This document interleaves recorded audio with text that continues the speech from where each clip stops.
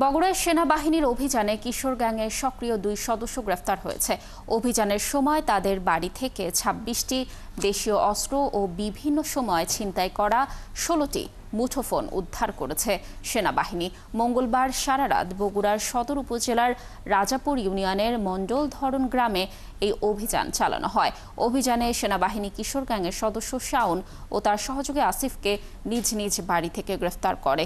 শাওনের বাড়িতে আসবাবপত্র তল্লাশি করার সময় একে একে বার্মিজ চাকু, চাপাতি সহ লুকিয়ে রাখা অস্ত্র পাওয়া যায়।